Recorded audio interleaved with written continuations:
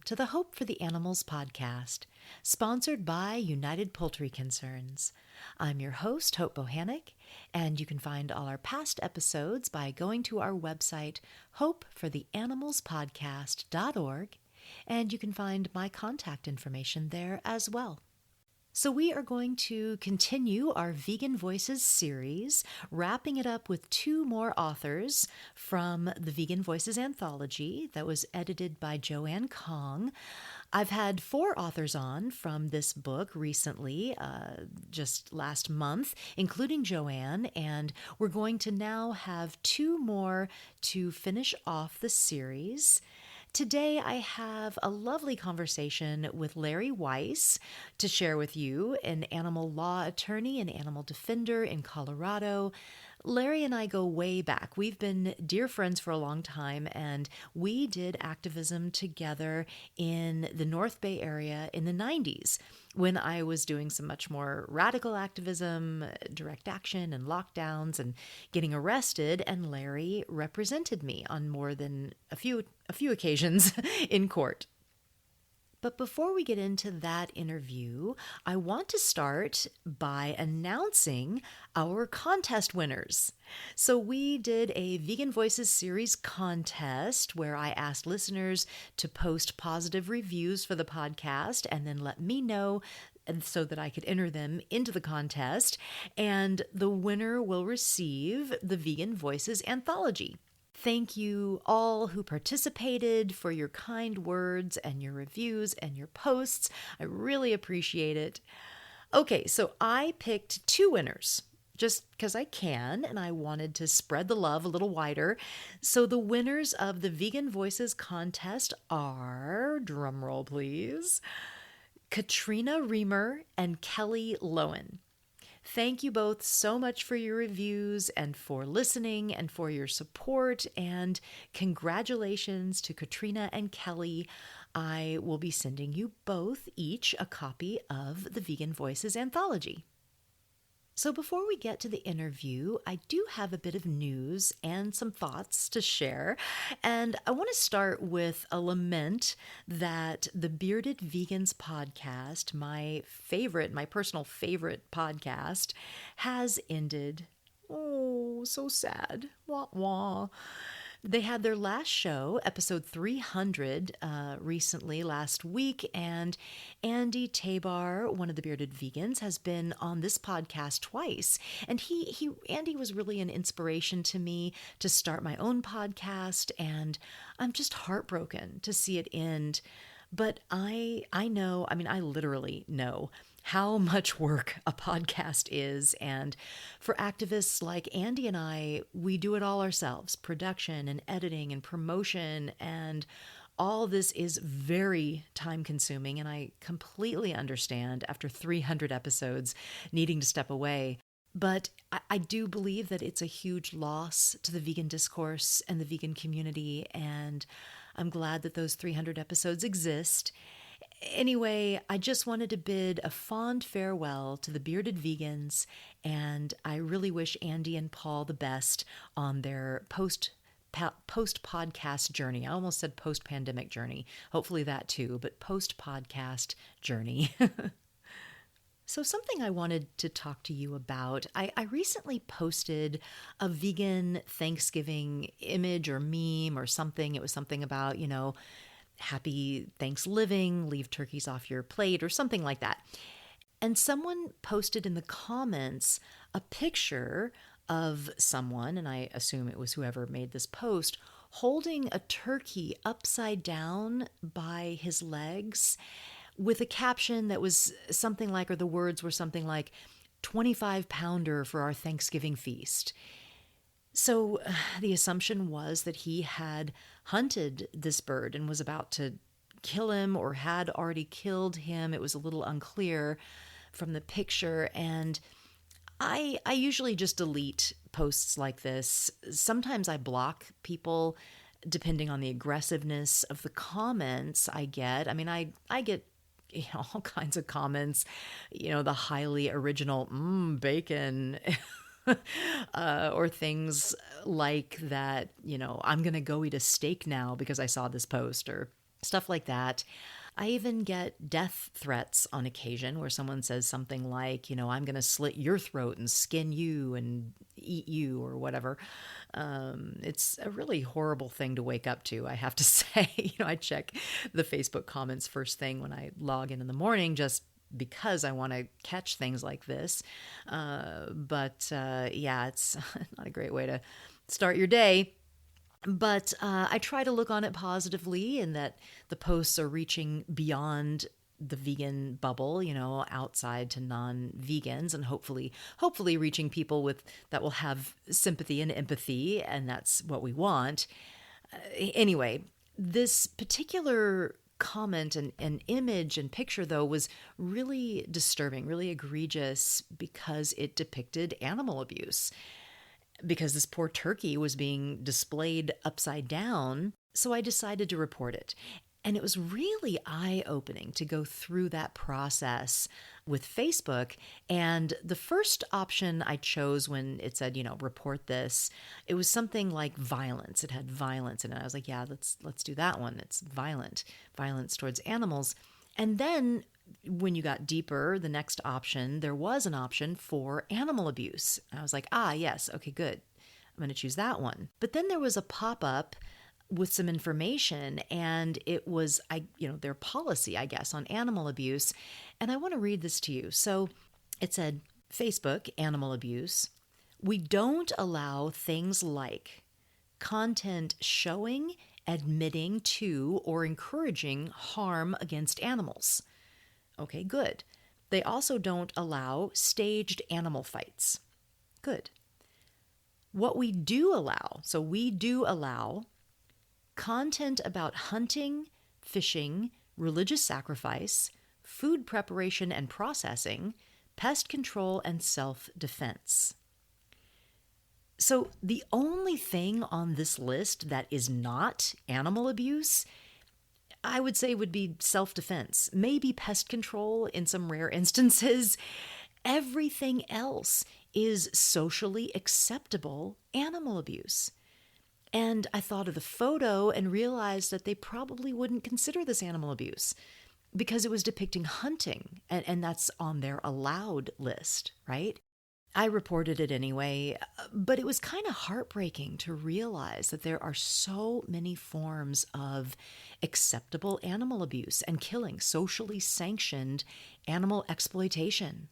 But what I also thought was interesting was the contradictory nature of the statements, right, about the things that were allowed and not allowed. So it's not allowed to show, admit, or encourage harm against animals. But hunting, fishing, meat eating is allowed. So how is a picture of a turkey caught, hunted, hanging upside down, how is that not showing harm towards animals, right? It's a total contradiction. How is showing meat preparation or encouraging meat eating not encouraging harm towards animals? Because it's encouraging buying tortured animals who suffered in animal agriculture. It's completely inconsistent, incoherent. I mean, how can you kill an animal in hunting, fishing, meat eating, and not be showing, admitting, and encouraging animal abuse? It's conflicting information. We're in such denial about how these common practices hurt animals. It was really interesting, the cognitive dissonance in this policy. So in other news, I had something else I wanted to talk about that I found interesting, and it's actually happening in Colorado, where Larry lives, and I really wish that I had heard about it before our interview so I could have asked him about it, but it only came to my attention recently after Larry and I had recorded the interview. And what it is that there is a group of activists attempting to get an initiative on the ballot in Colorado for the midterms in 2022. The initiative is called PAWS. It's an acronym, and it's not PAWS, it's PAUSE. And it stands for Protect Animals from Unnecessary Suffering and Exploitation. I have no idea where they are in the process. I think they're gathering signatures. I really don't know much about it. And I'll say, by talking about this, we are not necessarily endorsing this initiative, nor am I getting into the debate about the effectiveness of ballot measures. There's a lot of up and down and back and forth about that. That's not why I'm bringing this up. I want to talk about it because I feel it's really creative what they're doing. The angle that they're taking is just interesting, and I want to share it with you. So, what this initiative asks for is to extend current animal protection laws for companion animals to farmed animals, with provisions like, and now I'm going to read from the initiative, to not overload, overwork, torment, deprive of necessary sustenance, or unnecessarily or cruelly beat an animal. So that's all good. But here's the rub in the fine print. So they make an exception for farmed animals to be allowed to be slaughtered, as opposed to companion animals, where, if you kill a companion animal, it is illegal and could possibly get you felony charges in some states. So they make this exception that farmed animals can be slaughtered for their meat. However, the animal gets to live 1/4 of their natural lifespan according to species. Sounds reasonable, right? Okay, so I'm going to get back to that. But the other interesting provision is that it would prohibit a sexual act with an animal. And I'm going to read from the initiative again, and please pardon the crude language, but it would prohibit any intrusion or penetration, however slight, with an object or part of a person's body into an animal's anus or genitals. Okay, so all this sounds really straightforward and reasonable, right? I mean, very reasonable to someone who wants humane treatment of animals. Sure, they should be able to live 1/4 of their lifespan without being sexually violated, right? Sounds so reasonable. Well, the activists know, and some of you out there might be already getting it, but animal agriculture, as we know it, really couldn't exist, couldn't be profitable under these restraints. I mean, if this passed the way it is written right now, it could possibly effectively end industrial farming of animals in Colorado, even though it sounds so reasonable. I love this. It's really clever on the part of whoever came up with this. Good job. Okay, so why would these seemingly reasonable asks be so detrimental to the industry? So first, the allowing farmed animals to live 1/4 of their lifespan. Let's look at that. Most people don't realize, but animals are slaughtered so young, they're just babies. Animals bred for meat go to slaughter in just months from being born. Most male chicks born to chickens that are bred for eggs are killed within hours of being hatched. Chickens bred for meat are killed at about 5 to 7 weeks old, turkeys at about 10 to 17 weeks, pigs about 5 to 8 months, lambs are about the same, 5 to 8 months, and cows about a year, 12 to 18 months for cows. The turnover is so fast in these confinement buildings, especially for the smaller animals, that these buildings are cleared out and filled up with young animals 2 or 3 times a year, sometimes more. So if this measure passed and the industry in Colorado had to allow farmed animals to live 1/4 of their lifespan, that would be several more years for each species. So they would have to keep them alive in these buildings, giving them grain and feeding them water. The profit loss would be catastrophic. They just couldn't do it. Just feeding animals for years and no income, the system just couldn't function under those conditions. But if you ask a random person off the street if they feel that the animals killed for their food should be allowed to live just a quarter of their lifespan, I think most people would say, yeah, sure, that sounds really reasonable, actually pretty minimal. I mean, that's the beauty or the sting of this initiative. So now let's look at the other interesting provision about not sexually violating an animal. To penetrate a companion animal with anything is considered criminal, and it's bestiality. So again, this seems pretty reasonable, right? That this shouldn't happen to farmed animals. However, most all farmed animals now are bred with artificial insemination, which requires workers to insert devices and hands and whole arms into the animals. I won't go into the disgusting details beyond that, but I encourage you to watch videos of artificial insemination if you're not familiar with it. So, dairy production, pig production, turkey production, they rely almost entirely on artificial insemination. Once again, if these restrictions became law, they wouldn't be able to do business. I mean, turkeys, they haven't been able to breed naturally for years. They're so genetically manipulated and they grow so big so fast, they're unable to breed naturally. But if you ask any consumer of animal products if it would be okay to sexually violate and penetrate animals that they're eating, it's likely most people would say, no, that's not okay. So I can't imagine that they will have any luck getting this passed. I'm sure the farm lobby will fight this tooth and nail. But I can see it easily getting on the ballot and being able to get the signatures they need and it being an educational tool while collecting the signatures. I mean, just saying to someone, so do you agree that animals should be able to live one quarter of their lifespan and not be sexually violated? Well, of course. I mean, what kind of jerk would say no to that? you know?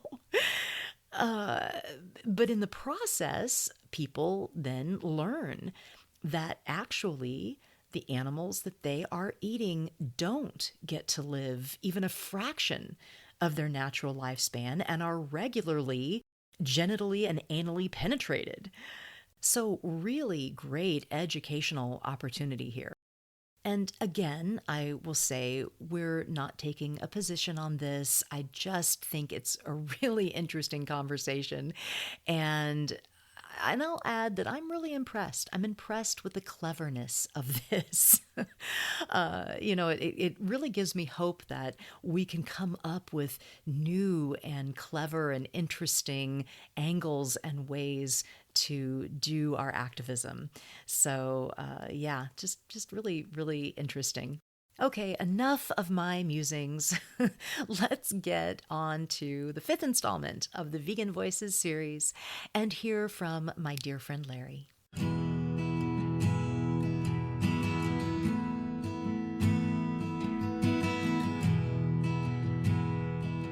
Okay, I'm so happy to bring in our guest today, Larry Weiss. He is a retired attorney who earned a BA from the University of Chicago and a law degree from the University of California at Berkeley.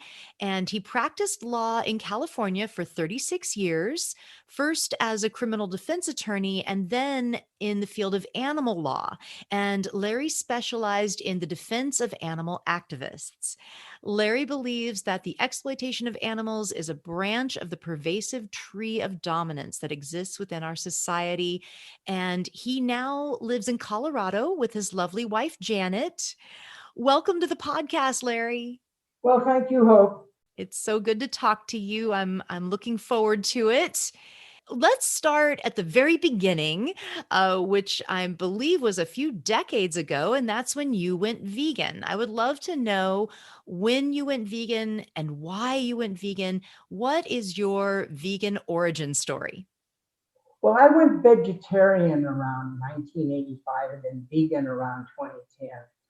I wish I had skipped those 26 years in between and gone directly to veganism, But I didn't understand at the time how harmful dairy is to the animals, to your body, and to the earth. But here's how I first became vegetarian. I was an animal rights attorney defending the activists. And I went out to lunch with the activists, and they all ordered vegan, and I ordered something with chicken in it. They didn't say anything, but they just looked at me, and I knew that I couldn't speak for them. If I was eating the animals, that they were going to jail to defend and protect. And that was a hinge moment in my life, and I've never looked back since or regretted it. It was the beginning of a path of compassion and yoga and meditation. It was one of the main decisions, best decisions in my life. Yeah, I know that you defended many an activist back in the 80s, 90s, and we were doing some pretty radical activism back then. And you and I go way back. We met back when I discovered SPAR, Sonoma People for Animal Rights in Sonoma County, back in the early 90s. And you, I believe, were one of the founding members of SPAR in the 80s. Is that correct? Well, actually, it had existed a couple years before I joined up. It had Okay. existed since around 1980, and I found SPAR around 1984 or so. So I actually wasn't a founding member, but I became totally committed to the fact that animals are not ours to eat or wear or experiment upon. And finding that gave me a purpose because I was pretty much burned out with criminal defense work. And I wanted a purpose, something that would make a difference in the world. And SPAR gave me that, and I will be eternally grateful. And I will be eternally grateful also for the people that we met. You and several other people have changed my life. And I will never be able to repay that. It was a Oh. great gift to me, Hope. Yeah, absolutely. I agree. Those days were really powerful because there were so few of us, so few vegans, so few animal rights defenders. So we were a very tight knit family, really. It felt, I feel like it felt much more intimate than just in that there were so few of us. But I'm glad it has expanded. I'm glad there's so many more of us now, of Yeah, course. Yeah. I am too, but at the beginning, well, you know how it was at the beginning of SPAR. There were so many chicken ranchers and such in Sonoma County, and we did protests and we did educational events and we did vegan potlucks. We were like a voice in the wilderness, and I'm glad we did it. Yeah. And I think it was something that when we look back at the end of our life, and I'm getting there, when you look back at the end of your life, you say, man, I'm glad I did that. It was worth doing. Yes. Yes, absolutely. And yeah, and we, it's funny because I will hear young activists that are doing kind of more radical stuff like disruptions and things like that will say, well, this is the first time this has ever been done. And I kind of chuckle because it's like, no, we were doing that back in the 90s and in the 80s. And but we didn't have the internet. So nobody knows what we did back then. There's no record really. We barely had cameras at the events, because the cameras were kind of these big, bulky, expensive things, I remember going to the slaughterhouse and the line of police in front of us. And those were important beginnings. Someone has to do something first. Yes. And I felt that SPAR was that organization. And that's something to be proud of, I believe. Yeah, absolutely. And what we did a lot of was kind of more radical activism. We did a lot of protests and lockdowns and blockades of slaughterhouses and things like that. I mean, we went for it, and it was really powerful. And I think at times for me very frustrating because we didn't have the social media outlet that activists do today to be able to tell their own stories.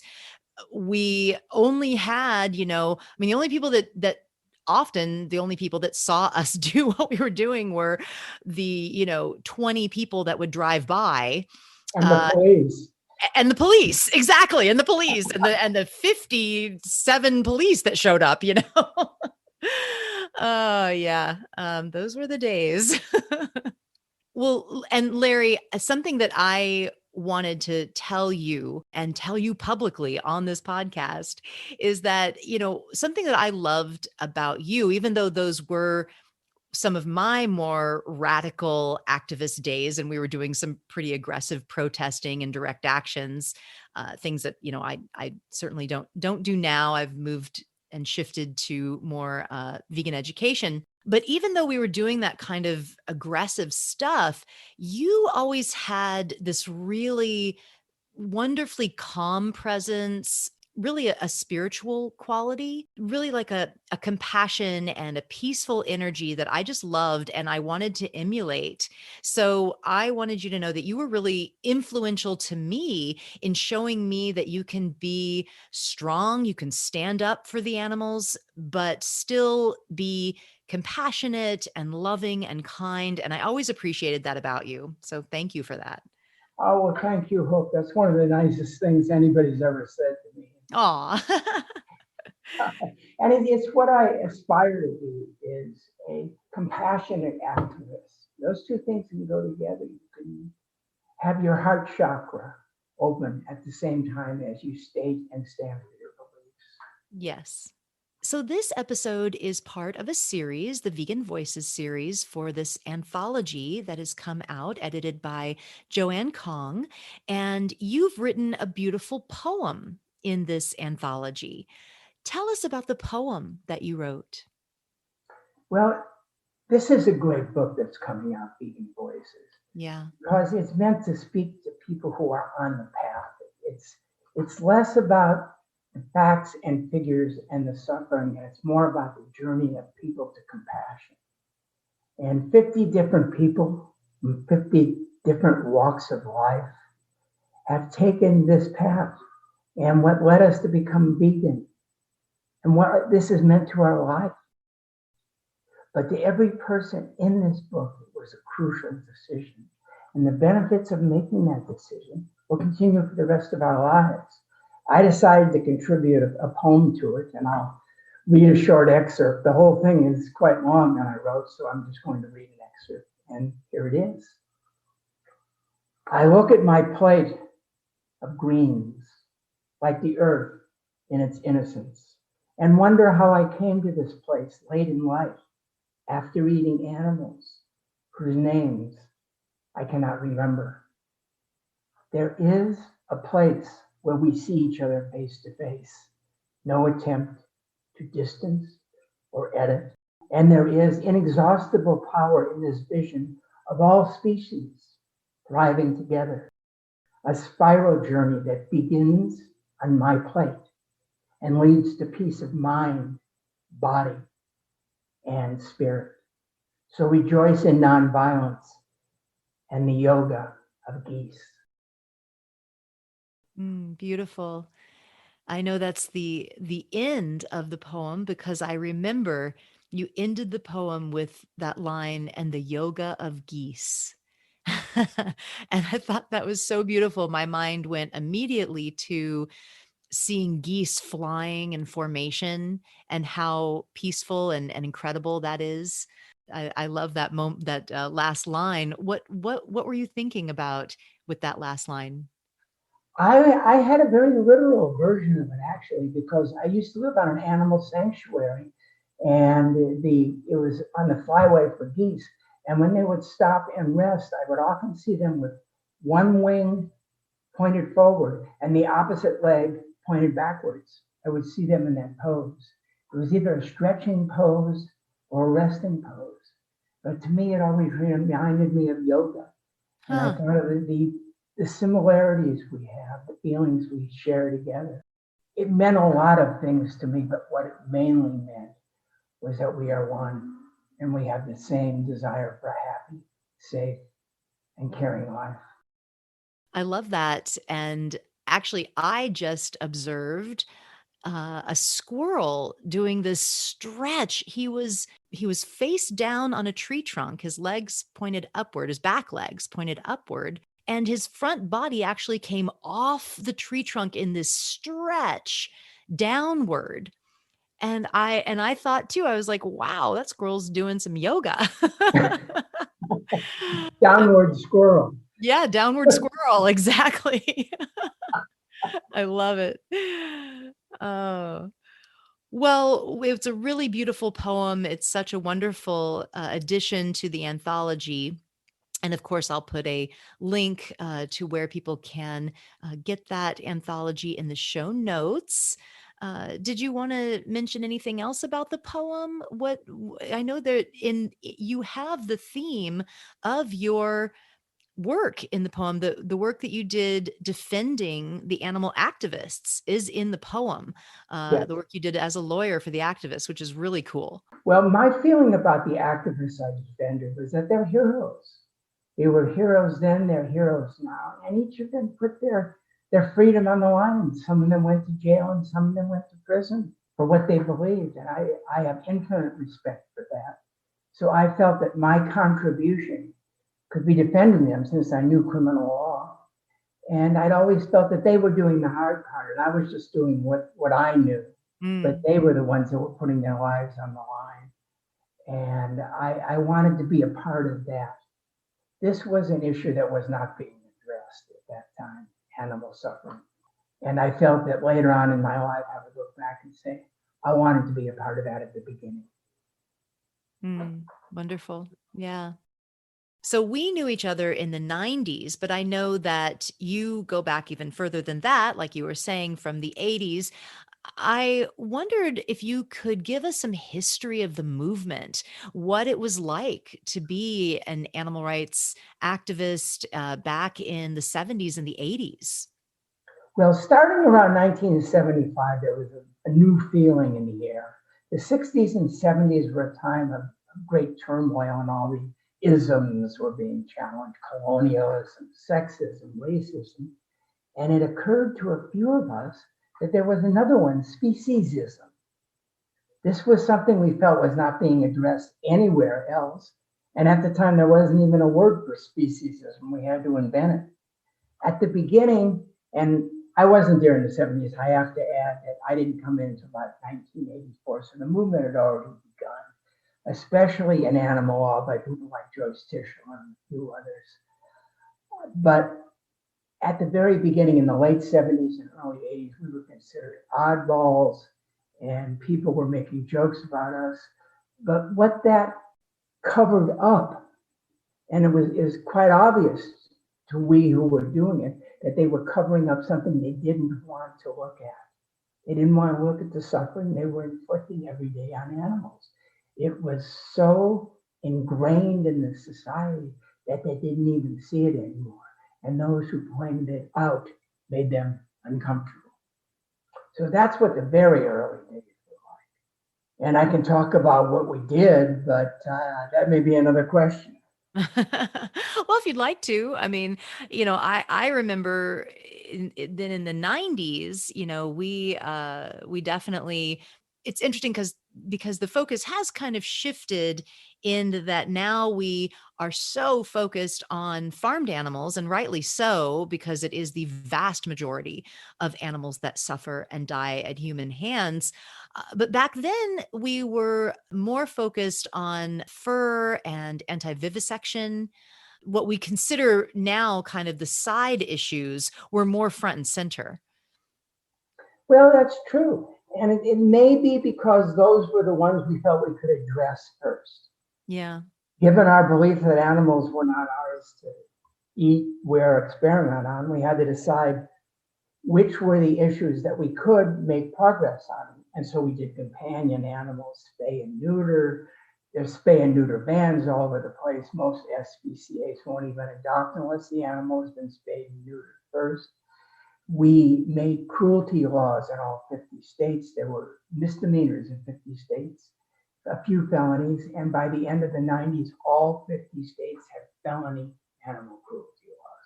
So those were the kind of things we felt we could do. We highlighted cruelty issues in animals in entertainment. What happens to the animals in circuses? What happens to them in zoos?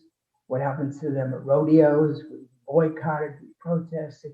We felt that we could make headway on those issues.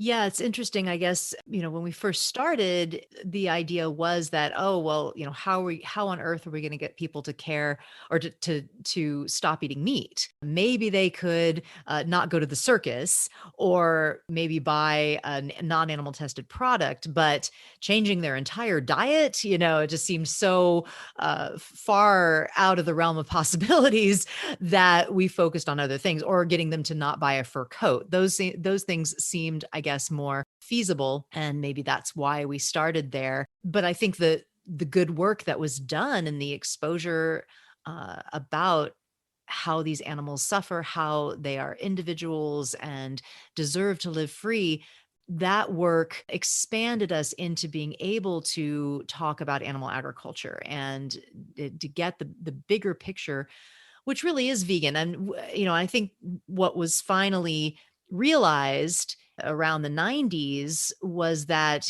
if we shift our focus to animal agriculture and to trying to get someone to go vegan, that all the other issues fall into place.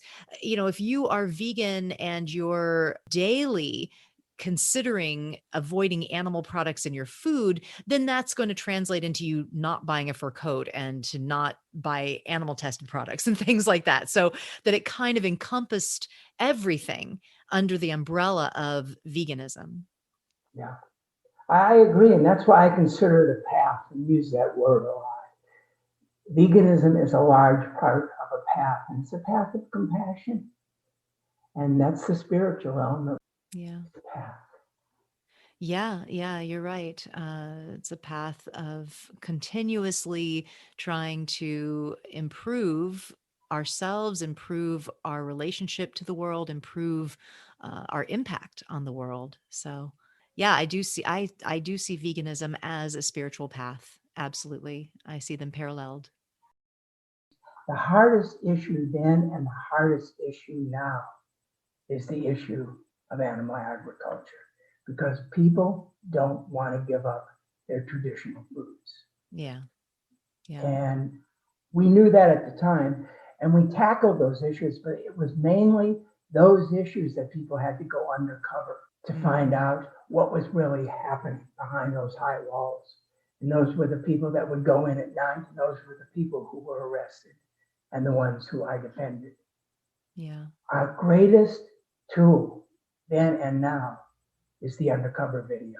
In the 80s and 90s, we were discovering the power of media. And we didn't have the internet then to the extent we did now, but we had television and we got these horrible shots of animals being tortured in labs or what actually happens in slaughterhouses. We could get them on TV sometimes, but now they're all over the place. Undercover videos are our greatest friend.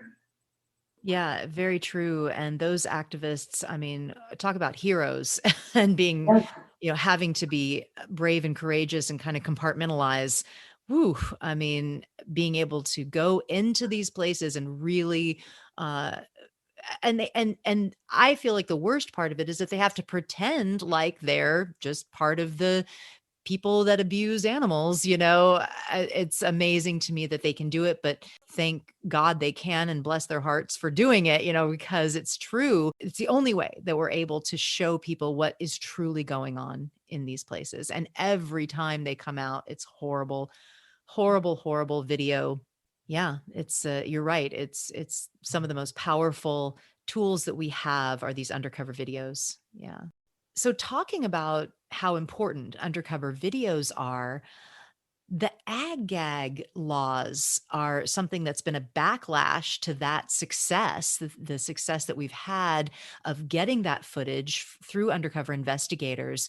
Can you talk about those ag gag laws? I know being a lawyer, you're kind of connected, you know about it a bit. Would you kind of let us know what the ag gag laws are? And I know that we've been successful in stopping a lot of them in some states. So, can you talk about the ag gag laws? sure. The ag-gag laws refer to the legislation in many rural states that criminalize either the taking of undercover videos without permission of the owners or the gaining of employment at that facility with an intent to take undercover videos or observe things that they don't want observed. So the purpose of the law is to shield the public from finding out what really goes on in those facilities.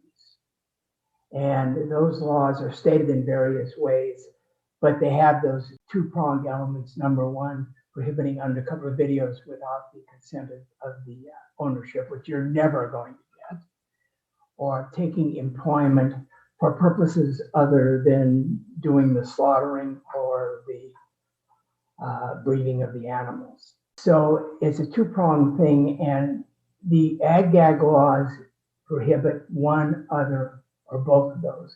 And they generally are felonies, which means that you can go to prison if you are found guilty of having transgressed either of those two prongs.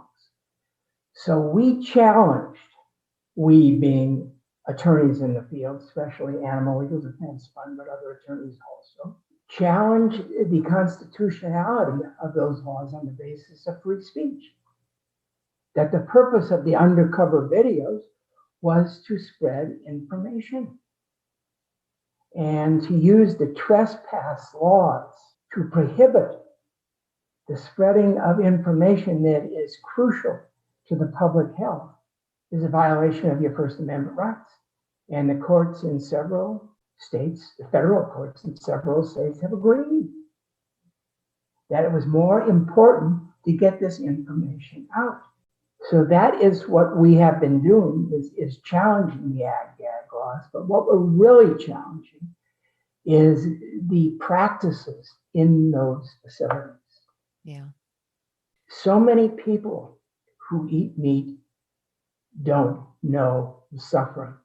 Either they don't want to know or they just didn't have the means to find out. And if they don't want to know, that's a different issue. And they turn off the television, they turn off the computer, they turn off everything. But for those people who actually didn't know and who are appalled by that suffering, the undercover videos are our greatest tool.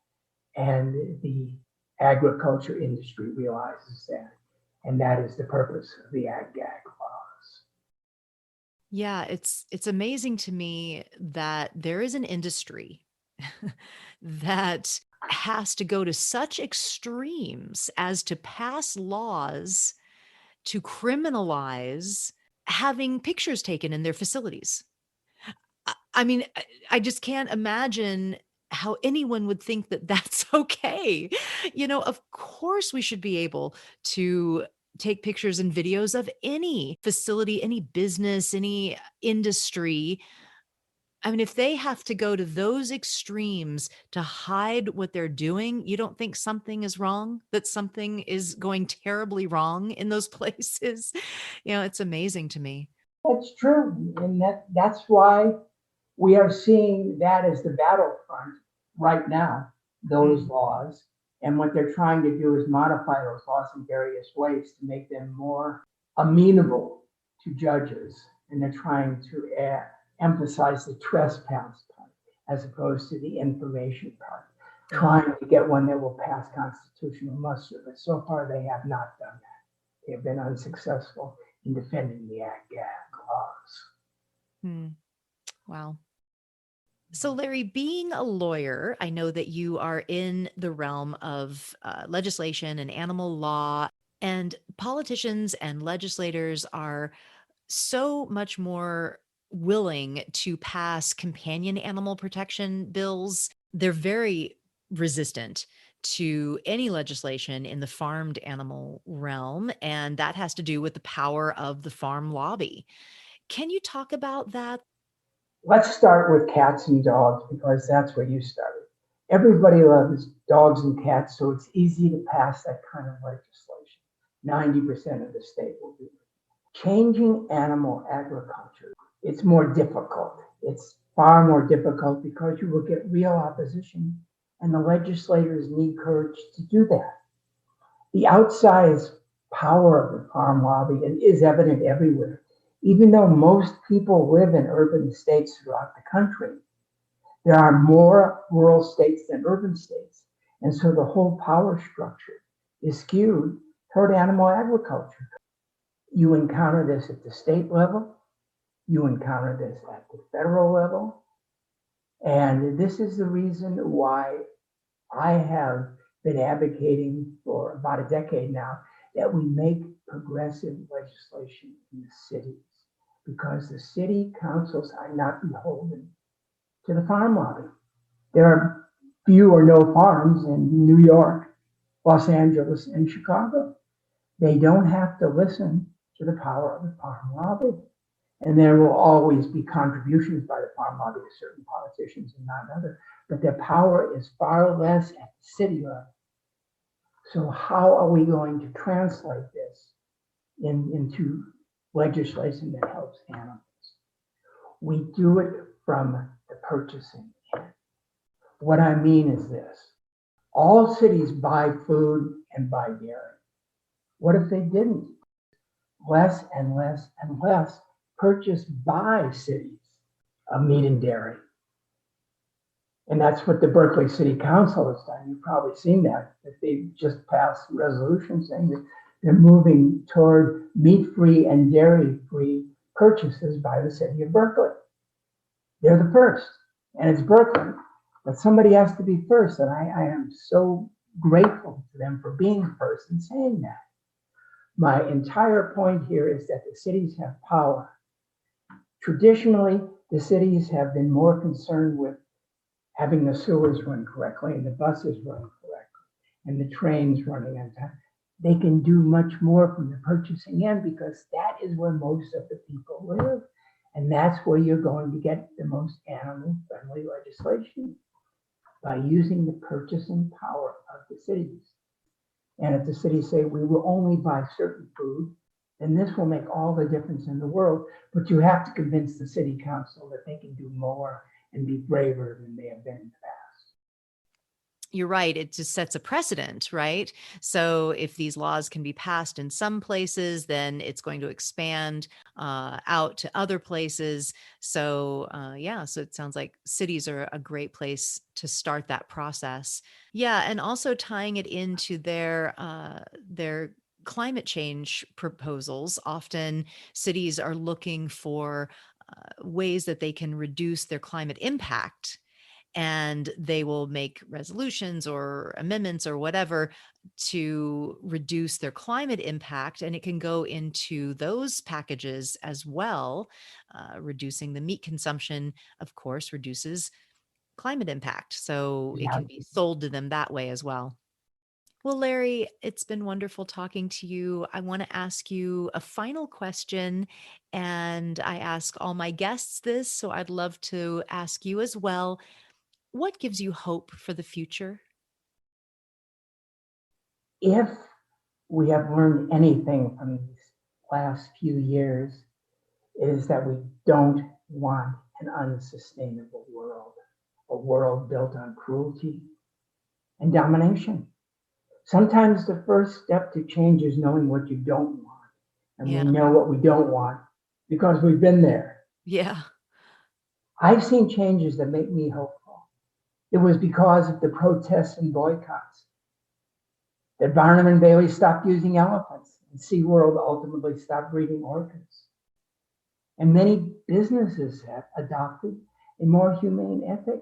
And I'm not saying they did this totally because they have golden hearts. It's good for their bottom line too, Yeah. because more people are aware through social media of what actually goes on in factory farms, what actually goes on in slaughterhouses, how the oceans are dying, how plastic pollution is everywhere. So the businesses see that they can appeal to people by having a more humane and environmentally conscious product. That gives me great hope. Another hopeful sign is the recent Berkeley City Council decision that I referred to. They have decided that they are moving toward a meat-free and dairy-free city, and they want to encourage that in their own purchases. This gives me enormous hope. And most importantly of all is that people are going vegan in droves. Almost every restaurant I go to has vegan options. And when you use the word vegan, they know what you're talking about. Yeah. I live in Denver and there are a number of all vegan restaurants. So there must be a lot of people to support that lifestyle. So despite everything that is going on in the world right now, the pandemic, racial inequality, economic dislocation, I have hopes for a better world. Mm, yeah, wonderful. And yeah, and folks like us that are long time in this for decades, we remember back when there was hardly anything. I mean, it's like if you wanted a vegan cookie, you had to bake it yourself. There Yeah, just really wasn't anything. It was very sparse, and you had your few options at the little health food store, but that was it. And yeah, so we've come so far. It's really, really hopeful to see. yes. I totally agree. And I'm happy to have been part of all of that. I'm happy to have shared that with you. Yes, absolutely. Absolutely. It's funny because I think back and like in the early 90s, like where did we go to lunch? I'm sure we went out to lunch. Were there places? I guess we figured it out. There would be the Buddha's Delight at the Chinese restaurant, and that was Yeah, we about would it. go to Asian restaurants because Yes, always. part of Thank the culture thank is goodness to for the be Chinese vegan. restaurants. You could always find something there. Yeah. Well, thank you so much for doing the interview. I appreciate it. Okay, dear, let's keep up the good work.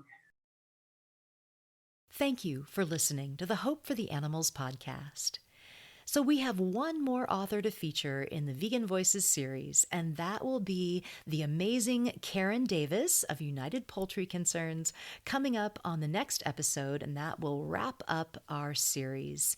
This will be Karen's fourth appearance on the show, and she is always so knowledgeable, so passionate, and her article in the Vegan Voices anthology was really amazing. So I hope that you are loving the podcast. If so, please share it with a friend.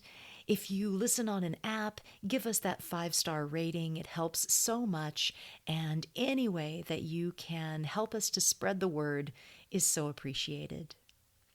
So, I want to end the show a little differently today as we had a poet on, which is rare. So, I want to leave you with another excerpt from Larry's poem in Vegan Voices. But now I see the gentle cow, their soft eyes, and pigs rubbing against me, with love like trees whose lifting branches speak of peace in sap and leaf. We can't understand it, but we can be it. And somehow, less afraid, I struggle with my small self to cry out and then act. For God has no hands but these, and it is not a fork in the road, but a fork in my hands that points the way to a caring world. It is our own souls we are destroying. So beautiful. Thank you, Larry Weiss, for that amazing poem. I hope you enjoy this holiday season, and please live vegan.